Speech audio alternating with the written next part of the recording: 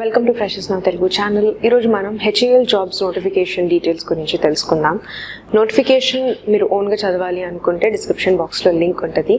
ఆల్టర్నేటివ్గా మీరు గూగుల్కి వెళ్ళి అన్నా కానీ HAL jobs notification 2021 freshers now అని కనుక సెర్చ్ చేసిన మా వెబ్సైట్ ద్వారా మీకు డీటెయిల్స్ అన్నీ ఒకే చోట దొరుకుతాయి. ప్లస్ అదే పేజ్లో మీకు డైరెక్ట్గా అప్లై చేసుకోవడానికి కూడా లింక్స్ కూడా మీకు దొరుకుతాయి. సో ఫ్రెషర్స్ నౌ వెబ్సైట్ని చెక్ చేయడం మర్చిపోకండి.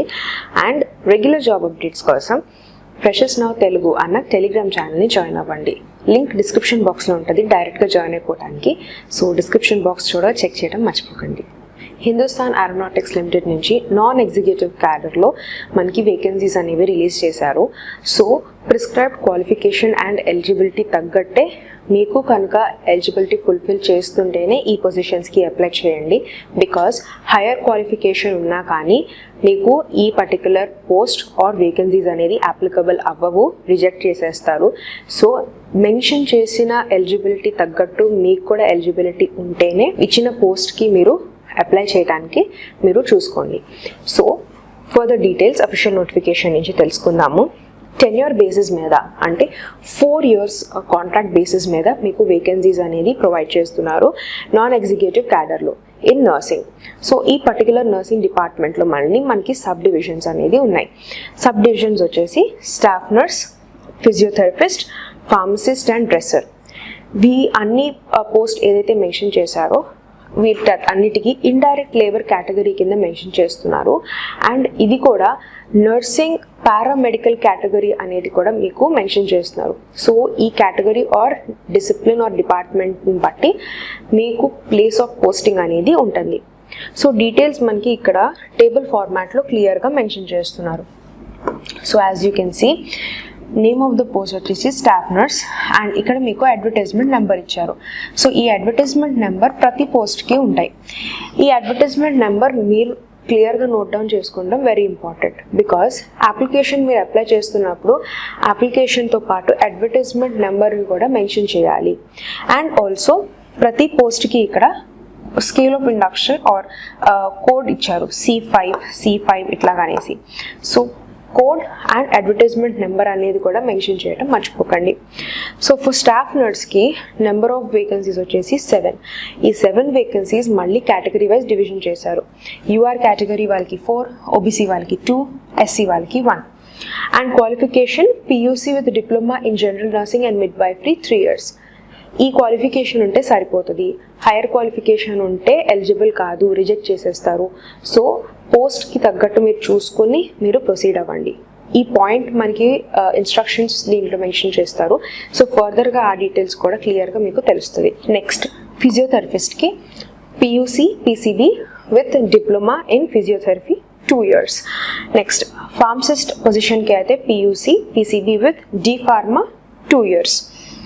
నెక్స్ట్ డ్రెస్సర్కి అయితే 2 వేకెన్సీస్ ఉన్నాయి. దీనికి PUC with certificate of training with first aid, అది కూడా ఇండియన్ రెడ్ క్రాస్ లేదా సెయింట్ జాన్స్ అంబులెన్స్ అసోసియేషన్ లేదా దానికి సిమిలర్గా రికగ్నైజ్డ్ ఉన్న ఆర్గనైజేషన్ నుంచి సర్టిఫైడ్ ట్రైనింగ్ అనేది క్యాండిడేట్ ఆల్రెడీ చేసి ఉండాలి. సో ఇది వేకెన్సీ డీటెయిల్స్. నెక్స్ట్ ఇక్కడ అబ్రివేషన్స్ ఇచ్చారు. అండ్ ఇక్కడ PW కేటగిరీకి ఏ కేటగిరీ ఏ జాబ్కి సెట్ అవుతుంది అనేసి PW వాళ్ళకి డిజేబుల్ సూటబుల్ జాబ్స్ అనేది మెన్షన్ చేశారు. నెక్స్ట్ క్వాలిఫికేషన్కి తగ్గట్టు రిక్వైర్మెంట్స్ ఏంటి? అన్ని క్వాలిఫికేషన్స్ మీకు ఇండియన్ యూనివర్సిటీస్ ఆర్ ఇన్స్టిట్యూట్స్ నుంచి రికగ్నైజ్డ్ ఉన్న యూనివర్సిటీస్ ఆర్ ఇన్స్టిట్యూట్ నుంచి మీరు గ్రాడ్యుయేట్ ఆర్ సర్టిఫైడ్ ట్రైనింగ్ అనేది మీరు తీసుకుని ఉండాలి. Candidates possessing qualifying degrees through full time courses వాళ్ళని కన్సిడర్ చేస్తారు. Part time correspondence distance education వాళ్ళు not eligible to apply. So last mention చేసిన పాయింట్ ఇది. నెక్స్ట్ అన్ని క్వాలిఫికేషన్స్ ప్రాసెస్ అయినప్పుడు మీ క్వాలిఫికేషన్స్ కెరియర్ ఇదంతా మీకు రెలవెంట్ డాక్యుమెంట్స్ ఆర్ మీరు చేసిన కోర్స్ కంప్లీట్ అయిపోయి ఉండాలి at the time of employment. In other words qualifications already processed qualification కానీ కోర్సెస్ కానీ కరెంట్గా అండర్ గోయింగ్ కానీ లేకపోతే ప్రెజెంట్ ఇంకా మీరు చదువుతున్నా కానీ వాళ్ళు please do not apply, eligible అవ్వరు. నెక్స్ట్ పాయింట్ క్యాండిడేట్స్ ఎవరైతే possessing higher qualification than the prescribed qualification. So ఇది పాయింట్ వెరీ క్లియర్గా మెన్షన్ చేస్తున్నారు. వాళ్ళు నీడ్ నాట్ అప్లై. సో మనకి టేబుల్లో ఏదైతే క్వాలిఫికేషన్ మెన్షన్ చేస్తారో ఎగ్జాక్ట్గా మీకు అది ఉంటేనే అప్లై చేయండి. మీకు స్టేజెస్ ఆఫ్ సెలెక్షన్లో ఒకవేళ క్యాండిడేట్కి పోస్ట్కి మెన్షన్ చేసిన ఎలిజిబిలిటీ కన్నా ఎక్కువ ఎలిజిబిలిటీ కనుక ఉంటే ఎక్కడ సెలెక్షన్ ప్రాసెస్లో అన్నా కానీ క్యాన్సిల్ చేస్తారు వితౌట్ నోటీస్. మీకు నోటీస్ ఇవ్వకుండా కూడా డైరెక్ట్ రిజెక్షన్లోకి మీ అప్లికేషన్ అనేది వెళ్ళిపోతుంది. ఈవెన్ మీరు క్వాలిఫై అయ్యి పాస్ అయిన తర్వాత కూడా నెక్స్ట్ ఫర్దర్ స్టెప్స్కి కూడా వెళ్ళే ఛాన్స్ ఉన్నా కానీ జస్ట్ ఎలిజిబిలిటీ చూసుకుని కూడా క్యాన్సిల్ చేసే ఛాన్సెస్ ఉంటాయి. సో ముందుగానే చూసుకుని అప్లై చేయండి. నెక్స్ట్, మీరు అప్లై చేసేటప్పుడు కంపల్సరీ మీ స్కోర్స్ని చూసుకోండి according to the category wise. General OBC కేటగిరీస్కి అయితే 60% ఆఫ్ మార్క్స్ అనేది ఉండాలి మీ డిప్లొమాలో అగ్రిగేట్. అదే ఎస్సీ ఎస్టీ పీడబ్ల్యూడీ కనుక మీరు బిలాంగ్ అవుతుంటే 50% ఆఫ్ మార్క్స్ ఉంటే మీ డిప్లొమాలో అది qualifying or consideration of percentage అనేసి మెన్షన్ చేశారు. నెక్స్ట్, ఏ విధంగా క్యాండిడేట్స్ని సెలెక్ట్ చేస్తారు? Eligible candidates first initial screening అనేది జరుగుతుంది. ఇనిషియల్ స్క్రీనింగ్ అయిపోయిన తర్వాత ఎలిజిబిలిటీ ఎవరైతే ఫుల్ఫిల్ చేస్తారో వాళ్ళని షార్ట్ లిస్ట్ చేస్తారు. షార్ట్ లిస్ట్ చేసిన వాళ్ళకి రిటన్ ఎగ్జామినేషన్ అనేది కండక్ట్ చేస్తారు. Will be selected through the written test. So written test అయిపోయిన తర్వాత క్యాండిడేట్స్ని నెక్స్ట్ స్టెప్కి ప్రొసీడ్ చేస్తారు, that is document verification. So written టెస్ట్లో క్వాలిఫై అయిన వాళ్ళని డాక్యుమెంట్ వెరిఫికేషన్ని ఫర్దర్ ప్రొసీడ్ చేస్తారు. మెరిట్ బేసిస్ మీద ఈ అంతా జరుగుతుంది. మెరిట్ బేసిస్ కూడా ఏ స్టేజెస్ ఆర్ పారామీటర్స్ కింద కన్సిడర్ చేస్తారు? Age, qualification, caste, experience or other advertised eligibility criteria ఏదైతే ఉన్నదో మెరిట్ బేసిస్కి ప్రకారంగానే ఎలిజిబిలిటీని చూసుకొని ఆ తర్వాత క్యాండిడేట్స్ని సెలెక్ట్ చేయడం అనేది జరుగుతుంది. So in due respect make sure me documents అన్నీ 1st of September 2020 కల్లా మీకు ఎవ్రీథింగ్ ఆల్రెడీ రెడీ అయిపోయి సర్టిఫైడ్ డాక్యుమెంట్స్ అనేది మీ చేతుల్లో ఉండాలి, original documents. Next, category wise percentage of marks ఇందాక ఆల్రెడీ డిస్కస్ చేసాం, అది ఇది టేబుల్లో ఫార్మాట్లో ఇచ్చారు. నెక్స్ట్ పాయింట్, క్యాండిడేట్స్ ఎవరికైతే హయ్యర్ క్వాలిఫికేషన్స్ ఉన్నదో ఇండికేటింగ్ ఈ నోటిఫికేషన్లో మెన్షన్ చేసిన క్వాలిఫికేషన్ కాకుండా దానికన్నా హయ్యర్ క్వాలిఫికేషన్ కనుక ఉంటే ఏ పోస్ట్ కన్నా కానీ నీడ్ నాట్ అప్లై చేయాల్సిన అవసరం లేదు, రిజెక్ట్ చేసేస్తారు. క్యాండిడేట్స్ ఒకవేళ మీరు ఇంకా కోర్స్ చేస్తున్నా కానీ లేదా మీరు వేరే క్వాలిఫికేషన్స్లో ఏదైనా కోర్స్ చేస్తున్నా కానీ అలాగా ఏమైనా స్టూడెంట్స్ ఆర్ క్యాండిడేట్స్ కనుక ఉంటే మీరు ఎనీ స్టేజ్ ఆఫ్ ద రిక్రూట్మెంట్లో ఆర్ సెలెక్షన్ ప్రాసెస్లో రిజెక్ట్ అయిపోయే ఛాన్స్ ఉంటుంది. So all these category candidates need not apply. Candidates making sure that percentage of marks, ఒకవేళ క్యాండిడేట్స్ ఇంటేక్ ఎక్కువ మెంబర్స్ కనుక ఉంటే కట్ ఆఫ్ పర్సంటేజ్ కూడా మార్చే ఛాన్స్ ఉంటుంది. అంటే మీకు ఇక్కడ యూఆర్ ఓబీసీ వాళ్ళకి 60 అన్నారు, ఎస్సీ ఎస్టీ వాళ్ళకి 50% అన్నారు. According to the number of intake ఒకవేళ ఎక్కువ కనుక ఉంటే ఈ కట్ ఆఫ్ పర్సంటేజ్ అనేది మార్చే ఛాన్సెస్ ఉంటుంది. సో అది ఈ పాయింట్లో మనకి క్లియర్గా మెన్షన్ చేశారు. Next, relaxations regarding age. Upper age limit general unreserved కేటగిరీకి అయితే 28 years ఇచ్చారు. అది కూడా ఏజ్ బార్ వచ్చేసి 1st of September 2020. Limit relaxation అనేది మనకి కేటగిరీ వైజ్ గవర్నమెంట్ డైరెక్టివ్స్ ప్రకారంగానే అప్లికబుల్ అవుతుంది. So SC ST upper age limit అనేది 5 yearsకి రిలాక్సేషన్ ఇచ్చారు. అండ్ నెక్స్ట్ ఓబీసీ ఎన్సీఎల్ వాళ్ళకి 3 years ఇచ్చారు. అండ్ ఇండికేటింగ్ దట్ కంపల్సరీ మీకు రెలవెంట్గా ఒరిజినల్ డాక్యుమెంట్స్ ఆఫ్ కాస్ట్ ఉంటేనే ఈ రిజర్వేషన్స్ ఏదైతే ఉన్నదో అది అప్లికబుల్ అవుతుంది. నెక్స్ట్ పాయింట్, పీడబ్ల్యూడీ క్యాండిడేట్స్కి అయితే 10 years ఇచ్చారు. నోట్ దాట్ పీడబ్ల్యూడీ కేటగిరీ వాళ్ళకి 40% అబౌవ్ డిసేబిలిటీ ఉంటేనే కన్సిడరేషన్లోకి తీసుకుంటారు. ప్లస్ దానికి తగ్గట్టు మెడికలీ ప్రూవెన్ సర్టిఫికెట్ అనేది క్యాండిడేట్ దగ్గర ఉండాలి. సో అప్పుడే క్యాండిడేట్ని కన్సిడరేషన్లోకి తీసుకుంటారు.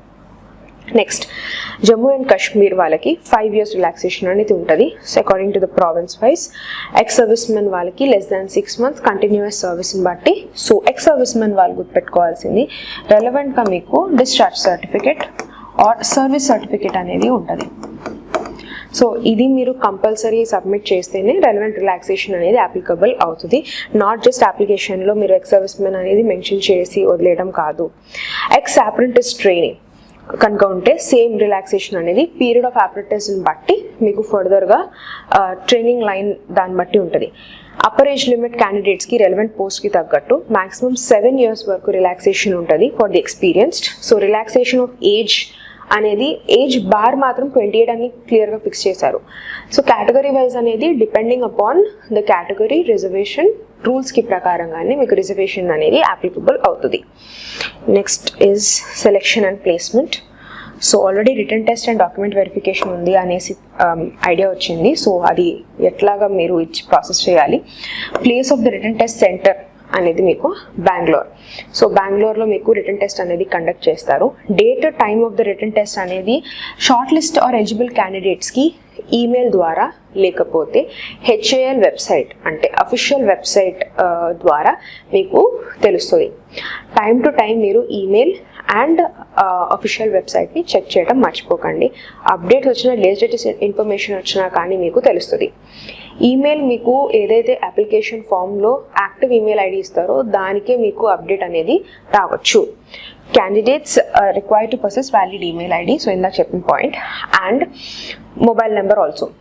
మీకు అప్లికేషన్ ఏదైతే బ్లాంక్లో ఇస్తారో ఈమెయిల్ మొబైల్ నెంబర్ మాత్రం కంపల్సరీ కరెక్ట్ ఇవ్వడం మాత్రం మర్చిపోకండి. అండ్ ద సేమ్ మీకు HAL వెబ్సైట్ అంటే ఇక్కడ ఇచ్చారు వెబ్సైట్, ఇది మీరు క్లిక్ చేస్తే మీకు డైరెక్ట్ అవుతుంది. సో అఫీషియల్ వెబ్సైట్ని మీరు టైం టు టైం చెక్ చేస్తూ ఉండండి. నెగిటివ్ మార్కింగ్ అంటూ ఏమీ ఉండదు రిటర్న్ టెస్ట్లో. సో ఫైనల్ సెలెక్షన్ అనేది మీకు రిటర్న్ టెస్ట్లో ఏదైతే మార్క్స్ వస్తాయో దాన్ని బట్టి క్యాండిడేట్ సెలెక్షన్ అనేది జరుగుతుంది.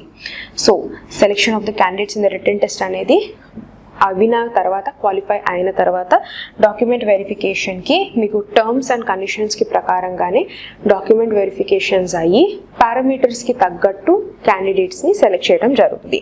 సో సెల్ఫ్ అటెస్టెడ్ ఫోటో కాపీస్ని మీరు ఎక్స్ట్రా ఒక set of copies of your డాక్యుమెంట్స్ని పెట్టుకుని డాక్యుమెంట్ వెరిఫికేషన్కి వెళ్ళండి. జస్ట్ ఒరిజినల్ డాక్యుమెంట్స్ తీసుకువెళ్ళడం కాదు, ఇంకొక సెట్ సెల్ఫ్ అటెస్టెడ్ ఫోటో కాపీస్ని కూడా తీసుకెళ్ళడం మర్చిపోకండి. Next selected candidates for the verification of కాస్ట్కి కాస్ట్ డాక్యుమెంట్స్ ఏదైతే ఉంటాయో రెలవెంట్ కాంపిటెంట్ అథారిటీ అంటే ఆథరైజ్డ్ ఉన్న కాస్ట్ డాక్యుమెంట్స్ కన్సిడరేషన్లోకి తీసుకుంటారు. గవర్నమెంట్ ఆఫ్ ఇండియా నుంచి వచ్చినవే కన్సిడరేషన్లోకి ఉంటుంది. క్యాండిడేట్స్ మీరు రిటర్న్ టెస్ట్కి వెళ్ళేటప్పుడు మీరు తీసుకువెళ్ళాల్సిన డాక్యుమెంట్స్ మీ call letter and original photo identity card, xerox copy of the photo identity card and దాంతోపాటు ఇక్కడ మెన్షన్ చేసిన ID proofs like voter ID కానీ driver's licence, Aadhaar card, passport or PAN card. So ఇక్కడ ఐడి ప్రూఫ్స్కి తగ్గట్టు మీరు ఏదైనా ఐడి కార్డ్ మీరు తీసుకుని వెళ్ళాలి. So ID card issued by central or state government PSU ఎంప్లాయీస్కి అండ్ ఐడి కార్డ్స్ మీకు గవర్నమెంట్ ఏజెన్సీస్లో ఆల్రెడీ వర్క్ చేస్తున్నా కానీ ID cards issued by the college or institute last study ఇట్లా అన్నా కానీ మీరు తీసుకుని వెళ్ళాలి. Next candidates pre employment medical examination అనేది నెక్స్ట్ స్టెప్. అంతా అయిపోయిన తర్వాత నెక్స్ట్ స్టెప్ తీసుకోవాల్సింది pre employment medical examinations. Because HAL meets medical standards. ఆ standards medically candidate or physically fit అయి ఉంటేనే క్యాండిడేట్ని ఫర్దర్ అపాయింట్మెంట్కి తీసుకుంటారు కాబట్టి so norms of the company standards of the కంపెనీకి తగ్గట్టు క్యాండిడేట్ మెడికలీ ఫిట్ అయ్యి ఉండాలి. దీంట్లో ఎట్లాంటి రిలాక్సేషన్స్ మాత్రం ఏమీ లేవు అనేది మెన్షన్ చేశారు. And next no individual will be engaged. Medical examination అయ్యేంత వరకు క్యాండిడేట్కి డైరెక్ట్ అపాయింట్మెంట్ అంటూ ఏమీ ఉండదు. సో ఇది కూడా part of the selection process. Medical పారామీటర్స్ని పాస్ అవ్వటం. Engagement of the provisionally selected candidates, compulsory receipt of the satisfactory medical report from HAL doctor. ఇక్కడ నుంచి మీకు మెడికల్ రిపోర్ట్ అనేది రావాలి. రిలాక్సేషన్ మెడికల్ స్టాండర్డ్స్లో మాత్రం రిలాక్సేషన్స్ అంటూ ఏమీ లేవు. ప్రీ ఎంప్లాయ్మెంట్ మెడికల్ స్టాండర్డ్స్ అనేది ప్రిస్క్రైబ్ ఫార్మాట్లో మీకు 40 years బిలో అండ్ అబవ్ 40 yearsకి మెడికల్ స్టాండర్డ్స్ ప్రకారంగా ఎన్ని ఇయర్స్ అయితే మీకు ఉన్నదో దాన్ని బట్టి మీకు డీటెయిల్స్ అని తెలుసుకోవాలనుకుంటే వెబ్సైట్ ఇచ్చారు. ఇంకా క్లియర్గా మెడికల్ ఎగ్జామినేషన్ డీటెయిల్స్ అనేది మీకు వెబ్సైట్లో తెలుస్తుంది. So you can check it. PWD వాళ్ళు ఎట్లాగో మెడికల్ సర్టిఫికేట్ మీరు ప్రొవైడ్ చేస్తారు కాబట్టి సో ఇష్యూ ఏమీ లేదు. Next tenure of engagement. బేసిక్గా మినిమం మీకు ఇక్కడ టెన్యూర్ ఆఫ్ ఎంగేజ్మెంట్ వచ్చేసి 4 years అండ్ టెన్యూర్ అనేది ఆటోమేటిక్గా ఎండ్ అయిపోతుంది 4 years అయిపోయిన తర్వాత ఫర్దర్ నోటీస్ లేకుండానే. అండ్ ఈ పర్టికులర్ పీరియడ్లో మీకు అలవెన్స్ పే ఇదంతా according to the norms of the organisation బట్టి ఉంటుంది. అండ్ కన్సాలిడేటెడ్ రెమ్యూనరేషన్ కూడా అకార్డింగ్ టు ద నోటీస్ అనేది ఉంటుంది. మీకు ఎట్లాంటి రెగ్యులర్ ఎంప్లాయ్మెంట్కి క్లెయిమ్ తీసుకుంటానికి లేదు ఈ టెన్యూర్ అయిపోయిన తర్వాత. సో పర్సనల్ సెలెక్టెడ్ క్యాండిడేట్స్కి shifts wise basis of posting అనేది ఉంటుంది. పోస్టింగ్ ఎక్కడ ఉంటుంది? HAL medical and health unit బెంగళూరులో మీకు ఫర్దర్ పోస్టింగ్ అనేది ఉంటుంది. మీకు డివిజన్స్ అండ్ యూనిట్స్ అదంతా మీకు ఫర్దర్గా మీకు ఇంటిమేషన్ చేస్తారు. నెక్స్ట్ క్యాండిడేట్స్ ఒకవేళ సూటబుల్ కనుక అయితే రిటన్ టెస్ట్ డాక్యుమెంట్ వెరిఫికేషన్ తర్వాత ఏ పర్టికులర్ పోస్ట్ కన్నా కానీ మీకు 4 yearsకి మీకు పోస్ట్ ఆర్ వేకెన్సీ అనేది జాబ్ ప్రొవైడ్ చేస్తారు. అండ్ ఇది పర్మనెంట్ వేకెన్సీ కింద ట్రాన్స్ఫర్ అయ్యే ఛాన్స్ ఆర్ ఆ హోప్ మాత్రం పెట్టుకోకండి. Because tenure period only 4 years అని చెప్పారు కాబట్టి. సో అది అయిపోయిన తర్వాత క్లెయిమ్ తీసుకోవడానికి ఎంటైటిల్మెంట్ తీసుకోవడానికి ఏమీ లేదు. ఇక్కడ మీకు పే మెన్షన్ చేస్తారు. సో పైన నేను కోడ్స్ మెన్షన్ చేశాను, ప్రతి పోస్ట్కి కోడ్ ఉంది అనేసి. సో అది మీకు ఇక్కడ క్లారిటీగా తెలుస్తుంది. Basic pay per personal pay scale 5 పొజిషన్స్కి అయితే 15,000, స్కేల్ 4కి అయితే 15,000. సో స్కేల్ 5 15,910, స్కేల్ 4కి 15,000. And other benefits allowances approximately ఎగ్జాక్ట్గా అని కాదు, అప్రాక్సిమేట్లీ అటు ఇటుగా మీకు 21,473 స్కేల్ 5 వాళ్ళకి అండ్ స్కేల్ 4 వాళ్ళకి 20,555. సో అప్రాక్స్గా 37,000 స్కేల్ 5 వాళ్ళకి, స్కేల్ 4 వాళ్ళకి మాత్రం 35,000 వరకు ఉంటుంది. That is in total. And next benefits and other details మీకు ఈ సెక్షన్లో తెలుస్తుంది. ఒకవేళ మీరు ఇంట్రెస్టెడ్ కనుక అయి ఉంటే డిస్క్రిప్షన్ బాక్స్లో సేమ్ అఫీషియల్ నోటిఫికేషన్ లింక్ ఉంటుంది కాబట్టి మీరు ఓన్గా కూడా డీటెయిల్స్ చదవచ్చు. సో ఇదంతా బెనిఫిట్స్ అండ్ ఇన్సెంటివ్స్, ఆ రూల్స్ ఏమున్నాయి అనేసి. And specific terms and conditions of the engagement ఈ సెక్షన్లో మీకు టెన్యూర్ అనేది కంపెనీ రూల్స్ అండ్ రెగ్యులేషన్స్ ప్రకారంగానే అప్లికబుల్ అవుతుంది. అండ్ ఇది కవరేజ్ మాత్రం income tax, service tax, professional tax tenure base మీద అప్లికబుల్స్ రూల్స్ ప్రకారం ట్యాక్స్ బేస్డ్ కూడా అవి కూడా అప్లై అవుతాయి. అండ్ టెన్యూర్ బేసిస్ అనేది మీకు ఫుల్ టైం బేసిస్ మీద తీసుకుంటారు. But tenure is only for 4 years. And consolidated remuneration కూడా ఉంటుంది. పర్ఫార్మెన్స్ ఆఫ్ ద క్యాండిడేట్ అనేది మీకు టెన్యూర్ అసెస్మెంట్ని బట్టి యాజ్ పర్ ద రిక్వైర్మెంట్ బట్టి మీకు ఫర్దర్ ప్రొసీడింగ్ ఉంటుంది. లేదు అంటే you will be disqualified. Then next section application fees. 200 rupees fees pay చేయాలి regarding your application. And in addition ఒకవేళ బ్యాంక్ ఛార్జెస్ ఉన్నా కానీ మీరే పే చేసుకోవాలి. But SC ST PWD candidates, sponsored for employment exchange boards ఎవరైతే ఉన్నారో వాళ్ళు exempted. So ఇది ఈ ఫీజ్ ఏదైతే ఉన్నదో అది నాన్ రిఫండబుల్ ఫీజ్. అండ్ ఈ fees only has to be paid online through RTGS. And details of RTGS మీకు ఇదే నోటిఫికేషన్లో ఇచ్చారు. Bank account name, number, details అన్నీ ఇక్కడ మెన్షన్ చేశారు. సో మీరు ఓన్గా నోట్ డౌన్ చేసుకోవచ్చు. అండ్ అప్లికేషన్ ఫీజ్ అనేది మీకు అప్లికేషన్ ప్రాసెస్ చేసేటప్పుడే మీరు ఫీజు కూడా పే చేయండి. లేదంటే మీ అప్లికేషన్ కంప్లీట్ అయినట్టు కాదు. ఒకసారి డిపాజిట్ అయిన తర్వాత మీకు రిఫండబుల్ ఏమీ చేయరు. ఒకవేళ మీరు అప్లై చేయాలి అనుకుంటే you can just head over to this website. ఈ వెబ్సైట్కి వెళ్ళి మీకు ఆన్లైన్లోనే అప్లికేషన్ ప్రాసెస్ కంటిన్యూ చేసుకోవచ్చు. వెబ్సైట్ అనేది మీకు 24th November to 14th December 2021 వరకు ఓపెన్ ఉంటుంది మీరు ఒకవేళ అప్లై చేసుకోవాలి అనుకుంటే. అండ్ ఓన్లీ ఆన్లైన్ ద్వారానే అప్లై చేయాలి. మేక్ ష్యూర్ మీకు రెలవెంట్ డాక్యుమెంట్స్, ఒరిజినల్ డాక్యుమెంట్స్ అన్నీ క్లియర్గా స్కాన్ చేసి రెలవెంట్ డాక్యుమెంట్స్ అడిగితే అన్నీ అప్లోడ్ చేయండి. ఏ డాక్యుమెంట్ ఇచ్చిన మిస్ అయినా కానీ అప్లికేషన్ కన్సిడరేషన్లోకి కూడా తీసుకోరు. ఫస్ట్ ఎలిజిబిలిటీ చెక్ చేసుకున్న తర్వాతే మీరు ఫర్దర్ ప్రొసీడింగ్ అవ్వండి. And next email ID, mobile number valid ఉన్నది మనసు అన్నారు. బికాజ్ మీకు నెక్స్ట్ నాకు ఈమెయిల్ రాలేదు, ఆర్ ఈమెయిల్ అసలు ఇంటిమేషన్ ఏం లేదు, నాకు మొబైల్ నెంబర్కి యాక్టివేషన్ ఏం రాలేదు అంటే హెచ్ఏఎల్ ఎలాంటి రెస్పాన్సిబిలిటీ తీసుకోవట్లేదు. సో అందుకే ముందుగానే మీరు యాక్టివ్ ఉన్న email ID and mobile number మాత్రం ఇవ్వండి. And next, results for change of mailing address అనేది అట్లా ఏమీ ఉండదు. ఒక్కసారి మీ అప్లికేషన్ వెళ్ళిపోయిన తర్వాత ఈమెయిల్ అడ్రస్ మార్చుకుంటాను, మొబైల్ నెంబర్ మార్చుకుంటాను, ఇట్లాగా చేంజెస్ చేసుకోవడానికి లేదు. సో ముందుగానే చూసుకొని మీరు సబ్మిట్ చేయండి. సర్టిఫికెట్స్ మీరు ఏదైతే అప్లోడ్ చేస్తున్నారో సేమ్ సర్టిఫికెట్స్ ఒరిజినల్ డాక్యుమెంట్స్ మీ దగ్గర ఉండాలి. బికాస్ డాక్యుమెంట్ వెరిఫికేషన్ అప్పుడు సేమ్ సర్టిఫికేట్స్ని క్రాస్ వెరిఫై చేస్తారు కాబట్టి. లాస్ట్ డేట్ ఫర్ సబ్మిషన్ మాత్రం 14th of December 2021. Next last section of the notification వచ్చేసి మీకు జనరల్ టర్మ్స్ అండ్ కండిషన్స్ ఇచ్చారు. Like only Indian nationals apply చేయాలి. సెంట్రల్ ఒకవేళ ఆల్రెడీ ఎంప్లాయీస్ కనుక ఉంటే NOC certificate, no objection certificate అనేది క్యాండిడేట్ సబ్మిట్ చేయాలి. నెక్స్ట్, ఎట్లాంటి అలవెన్సెస్ పే చేయట్లేదు ఫర్ ద క్యాండిడేట్స్ ఒకవేళ రిటన్ టెస్ట్ రాయాలి అనుకుంటే. అండ్ దెన్ మీకు ఇంకేవి అప్డేట్స్ నోటిఫికేషన్కి సంబంధించిన చేంజెస్ తెలుసుకోవాలనుకుంటే వెబ్సైట్ ఇక్కడ ఇచ్చారు. టైం టు టైం చెక్ చేస్తూ ఉండండి. మీకు ఆన్ ద గోలో ఉంటారు, లైక్ మీకు అన్ని అప్డేట్స్ అనేవి తెలిసి ఉంటాయి. ఏజ్ ఎక్స్పీరియన్స్ అనేది మీకు 1st of September 2020కి మాత్రమే age or qualification consideration bar limit అనేది ఇచ్చేశారు. ఈ డేట్ ప్రకారంగానే క్యాల్కులేషన్స్ చేయబడుతుంది, మీరు అనుకున్న డేట్స్ ఆర్ మీరు పెట్టిన డేట్స్ కాదు. Next, other terms and conditions, make sure ఎలిజిబిలిటీని చూసుకొని ప్రొసీడ్ అవ్వండి, లేదా రిజెక్ట్ చేసేస్తారు. Any type of canvassing misconduct మాత్రం లీడ్ చేయరు.